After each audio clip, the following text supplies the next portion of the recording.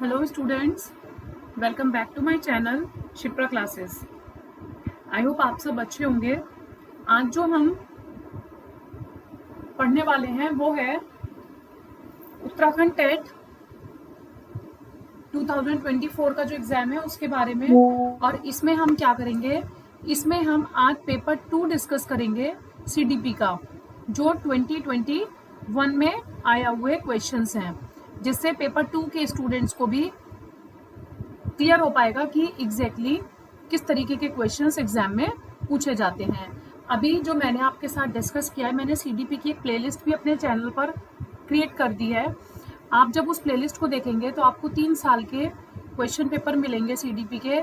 आज मैं मैथ्स की भी एक प्लेलिस्ट तैयार कर दूंगी, मैंने उसमें भी आपको 3 साल के पेपर डिस्कस कर दिए हैं। तो आई होप आपको पास्ट 3 इयर्स के किसी भी क्वेश्चन पेपर में कोई प्रॉब्लम नहीं होगी। अगर किसी क्वेश्चन में कोई प्रॉब्लम आती है तो आप मुझे कमेंट करके पूछ सकते हैं।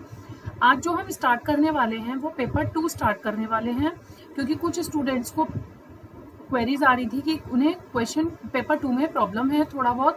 तो हम सीडीपी डिस्कस करेंगे, देन उसके बाद हम मैथ्स पे मूव ऑन करेंगे।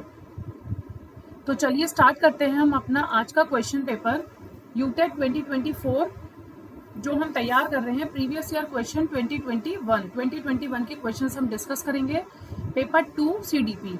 ठीक है, आई होप आपको क्लियर हुआ होगा कि हम आज क्या पढ़ने वाले हैं। चलिए फर्स्ट क्वेश्चन देखते हैं अपना।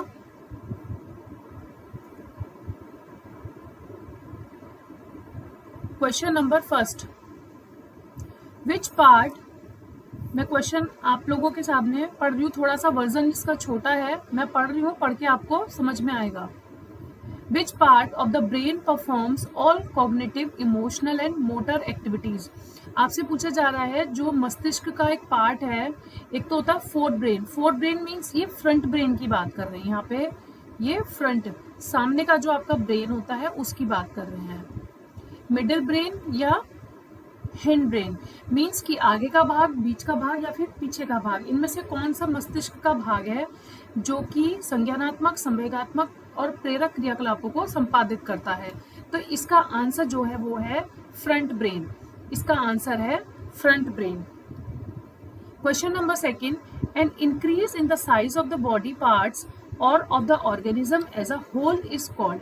पूछा जा रहा है कि शारीरिक अंगों अथवा संपूर्ण जीव की बढ़ोतरी को क्या कहते हैं। जब कोई पर्सन बढ़ रहा है तो हम कहते हैं कि जब उसके बॉडी पार्ट्स इंक्रीज हो रहे हैं, साइज बढ़ रहा है, बच्चा जब छोटे से बड़ा हो रहा है तो उसकी ग्रोथ हो रही है। इसी तरीके से तो बात करते हैं ना। तो इसका जो ऑप्शन हो जाएगा आपका सेकेंड क्वेश्चन का option A, growth is your correct answer. Next question, which of the following is not a system of memory according to the stage model of memory? Stage model जो है memory का, उसके हिसाब से system of memory, memory का जो system है उसमें से कौन सा पार्ट नहीं है, नॉट। तो आपको इस पे बहुत ज्यादा फोकस करना है एग्जाम में कि कहाँ नॉट पूछा है और कहाँ नॉट नहीं पूछा है। अगर आपने ये नहीं पढ़ा तो आप गलत करके आ सकते हैं। तो देखिए उसमें जो होता है स्टेज मॉडल में मेमोरी का, सेंसरी मेमोरी भी होता है, शॉर्ट टर्म मेमोरी भी होता है और लॉन्ग टर्म मेमोरी भी होता है। आपसे पूछा जा रहा है कौन सा नहीं होता है, इट मीन्स वर्किंग मेमोरी नहीं होता है। तो आपका आंसर हो जाएगा थर्ड का D. Next question, question number 4। Question number 4 है, to think more about the relationship between objects and backgrounds is called। जब हम वस्तु और उसकी पृष्ठभूमि के संबंध के बारे में अधिक सोचने को कहा जाता है, तब वो क्या हम और ज्यादा सोच रहे हैं किसके बारे में, relationship between objects and backgrounds के बारे में। तो वहां पर जो आपका आंसर होता है हॉलिस्टिक थिंकिंग। हम वहां पर कुछ एनालाइज नहीं कर रहे हैं, कुछ रैशनल थिंकिंग नहीं कर रहे हैं, हम वहां पे हॉलिस्टिक थिंकिंग कर रहे हैं, क्योंकि हमसे कहा जा रहा है वस्तु और जो उसकी पृष्ठभूमि है उसके संबंध में और अधिक सोचा जाए, मीन्स कहीं ना कहीं समग्र चिंतन की बात हो रही है। तो वो उसका आंसर हो जाएगा holistic thinking. Question number 5, wanting to eat when one is overweight is an example of which type of conflict. एक पर्सन है, लड़का भी हो सकता है, लड़की भी हो सकती है, कि वो खाना चाहता है बट वो क्या है, ओवरवेट है। मीन्स वो खाना भी चाहता है और अवॉइड भी करना चाहता है। खाना इसलिए चाहता है क्योंकि उसकी इच्छा है, और अवॉइड क्यों करना चाहता है, क्योंकि वो ओवरवेट है। तो जो फिफ्थ का आंसर हो जाएगा वो हो जाएगा आपका अप्रोच अवॉइडेंस कॉन्फ्लिक्ट। कहीं ना कहीं वो किस द्वंद में फंसा हुआ है कि उपागम और परिहार में, कि उसे खाना चाहिए या उसे अवॉइड करना चाहिए, खाने को अप्रोच करना चाहिए या खाने को अवॉइड करना चाहिए। क्योंकि खाना चाहिए ये उसकी अप्रोच है, लेकिन उसका जो ओवरवेट है वो उसको रोक रहा है कि नहीं तुम्हें खाने को अवॉइड करना चाहिए। वो तो दो चीज में फंसा हुआ है, अप्रोच और अवॉइडेंस में, उपागम और परिहार द्वंद में। तो इसका आंसर हो जाएगा C, approach avoidance conflict. Question number 6, who derives the concept of intelligence question IQ. IQ पूछा जा रहा है कि किसके द्वारा जो इंटेलिजेंट क्वेश्चन का कॉन्सेप्ट है, आईक्यू का जो कॉन्सेप्ट है वो किसके द्वारा दिया गया, वो विलियम स्टन का द्वारा दिया गया है। और ये बहुत इंपॉर्टेंट क्वेश्चन है, many times CTET, UTET, other TET exams में पूछा गया है कि आईक्यू किसके द्वारा दिया गया है। आईक्यू जो है बुद्धि लब्धि का जो संप्रत्यय है किसने विकसित किया है, वो विलियम स्टर्न ने किया है। At present psychology is called as the science of. आपसे इस क्वेश्चन में पूछा जा रहा है कि वर्तमान समय में मनोविज्ञान को किसका विज्ञान कहा जाता है। प्रेजेंट साइकोलॉजी की बात हो रही है, तो प्रेजेंट साइकोलॉजी में जो साइंस है is called as the science of behaviour. वहां पे व्यवहार की बात हो रही है। प्रेजेंट साइकोलॉजी में जब हम साइंस की बात करते हैं तब वहां पर हम उसके व्यवहार की बात कर रहे हैं, बिहेवियर की बात कर रहे हैं। तो 7th का ऑप्शन हो जाएगा C. Question number 8, which among the following is not a projective test. अब फिर से यहाँ पे नॉट पूछा है कि इसमें से कौन सा प्रोजेक्टिव टेस्ट नहीं है, कौन सा प्रक्षेपी परीक्षण नहीं है।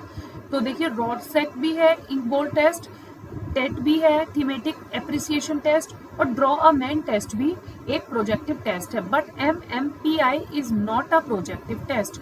तो ऑप्शन डी आपका सही आंसर हो जाएगा। MMPI is your correct option. Question number 9, a teacher should study educational psychology so that। Question क्या है, शिक्षा मनोविज्ञान का अध्ययन अध्यापक को इसलिए करना चाहिए ताकि इसे वे अपनी परीक्षाओं में प्रथम आ सके। He may stand first in the exams, no. He may develop the effectiveness of his teachings through the help. Next, he may feel self satisfaction, ही में इम्प्रेस अदर्स। मतलब आपको जो है शिक्षा मनोविज्ञान का अध्ययन अध्यापक को किस लिए करना चाहिए, क्या वो एग्जाम में फर्स्ट आ सके इसलिए, या खुद के सेल्फ सेटिस्फेक्शन के लिए, या दूसरों को इम्प्रेस कर सके। ऐसा कुछ नहीं होता है। रीजन क्या होता है, ही may develop the effectiveness of his teaching through it's help.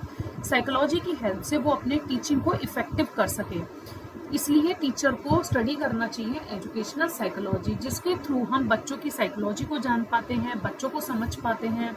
तो इसलिए जो टीचर कहा जाता है कि टीचर को एजुकेशनल साइकोलॉजी की स्टडी क्यों करना चाहिए, so that he may develop the effectiveness of it teaching through it's help. इसकी सहायता से अपने शिक्षण को अधिक प्रभावशाली बना सके। तो 9th का ऑप्शन बी।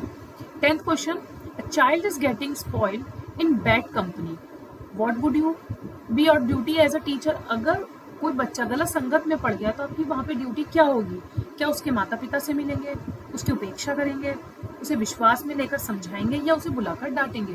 तो सबसे बेस्ट ऑप्शन क्या है, जब कोई बच्चा गलत संगत में पड़ गया है, कई बार ऐसा होता है घर में पेरेंट्स होते हैं, उनके खुद के बच्चे भी कई बार गलत संगत में पड़ जाते हैं, कुछ गलत काम कर लेते हैं। तो उस केस में हम क्या करते हैं, पेरेंट्स तो हम खुद हैं, हम उन्हें इग्नोर भी नहीं कर सकते, हम उन्हें डांट भी नहीं सकते, हमें उन्हें विश्वास में लेना पड़ता है और उन्हें फिर समझाना पड़ता है। To counsel him by taking him in confidence, उन्हें कॉन्फिडेंस में लीजिए, देन उसकी काउंसलिंग कीजिए बच्चे की। तो C is your best option. Next question, question number 11। Question number 11 है कि पियाजे के अकॉर्डिंग कौन सी स्टेज है जिसमें cognitive development hypothetical thinking develop हो जाता है। हाइपोथेटिकल थिंकिंग कहाँ डेवलप होता है, फॉर्मल ऑपरेशनल में। पियाजे के अनुसार संज्ञानात्मक विकास की किस अवस्था में परिकल्पनात्मक चिंतन विकसित होते हैं। तो इसका आंसर जो हो जाएगा वो हो जाएगा फॉर्मल ऑपरेशनल। कितनी तरीके की स्टेजेस होती हैं, SPCF, 4 types of stages in gene पियाजे which is given by gene पियाजे। तो ये जो है आपकी जीन पियाजे की स्टेजेस हैं, और उस जीन पियाजे की स्टेजेस से में पूछा जा रहा है कि हाइपोथेटिकल थिंकिंग कब डेवलप होती है बच्चे की, वो फॉर्मल ऑपरेशन में। Means more than 11 years plus. 11 years से जो बड़े बच्चे होते हैं उनकी फॉर्मल ऑपरेशनल एज में वो आ जाते हैं जब उनकी हाइपोथेटिकल थिंकिंग डेवलप होनी शुरू हो जाती है। Question number 12, an intelligent test may be fully verbal, fully non verbal or fully performance based or it may consist of a mixture of items from each category. This statement is, statement दी गई है आपको एक बुद्धि परीक्षण है, पूर्णतः शाब्दिक है, पूर्णतः अशाब्दिक है या अवाचिक अथवा पूर्णतः निष्पादन परीक्षण को हो सकता है। इसके अतिरिक्त कोई बुद्धि परीक्षण इन तीनों प्रकार के परीक्षणों के एकांशों का मिश्रित रूप भी हो सकता है। क्या यह कथन सही है, गलत है, अनिश्चित है या फिर अस्पष्ट है? यह कथन ट्रू है। कोई भी इंटेलिजेंस टेस्ट जो है वर्बल, नॉन वर्बल या फुली परफॉर्मेंस बेस्ड हो सकता है, बट इन सबका मिक्सचर भी हो सकता है कि उसमें कुछ वर्बल हो, कुछ नॉन वर्बल हो या फिर कुछ परफॉर्मेंस बेस्ड हो। तो ये ट्रू स्टेटमेंट है। It could be a mixture of items from each category. Question number 13, personality is characterised by the following features. Personality के आपको कुछ फीचर्स दिए गए हैं और पूछा जा रहा है इसमें से कौन सा फीचर पर्सनैलिटी का है। It has both physical and psychological components. Yes. Its expression in terms of behavior fairly unique in a given individual. Yes. Its main feature do not easily change with time. Yes, it's also correct. इस question में जब ये question exam में आया था तो कुछ बच्चे इसमें कंफ्यूज हो गए थे। उन्हें लगा था कि जो मेन फीचर होता है पर्सनैलिटी का उसे हम easily do not easily change with time, कि ये फॉल्स है कि हम उसे चेंज कर सकते हैं। अगर सपोज टू बी आपके अंदर कोई ऐसी, आपकी पर्सनैलिटी में कोई ऐसी हैबिट है जो जेनेटिक है तो आप उसको नहीं चेंज कर सकते। तो जो अनुवंशिक चीजें हैं उसके जो मेन फीचर्स हैं do not easily change with time, समय के साथ नहीं चेंज कर सकते। इसलिए इसके जो तीनों ऑप्शन है वो तीनों ही करेक्ट है। All the characteristics are true, means इनके अंतर्गत शारीरिक और मनोवैज्ञानिक दोनों ही घटक होते हैं। जब व्यक्तित्व की बात होती है तो उसमें शारीरिक और मनोवैज्ञानिक दोनों घटक होते हैं। यस, किसी व्यक्ति विशेष में व्यवहार के रूप में इसकी अभिव्यक्ति पर्याप्त रूप से अनन्य होती है। यस, इसकी प्रमुख विशेषता साधारणतः समय के साथ परिवर्तित नहीं होती है। Yes, it's also correct. तो आपके जो है सारी कैरेक्टरिस्टिक्स पर्सनैलिटी की सही हैं। आई होप आपको क्लियर हुए होंगे क्वेश्चन सारे। अभी जो नेक्स्ट क्वेश्चन रिमेनिंग है, मीन्स आपको ये तो पता ही होगा कि 30 क्वेश्चन आते हैं हर पैटर्न में से, हर CDP, maths, English, Hindi, EVS में से, साइंस। तो 13 क्वेश्चंस हमने आज डिस्कस करे। इसके आगे के हम अपनी नेक्स्ट वीडियो में डिस्कस करेंगे। आज के लिए हम इतना ही रखेंगे। अगर किसी क्वेश्चन में कुछ समझ में नहीं आया है तो कमेंट करके आप मुझसे पूछिए ताकि मैं आपकी हेल्प कर पाऊँ। तो आज के लिए इतना ही। पसंद आई हो वीडियो आपको तो लाइक, शेयर एंड सब्सक्राइब करना मत भूलिएगा। And thank you for watching.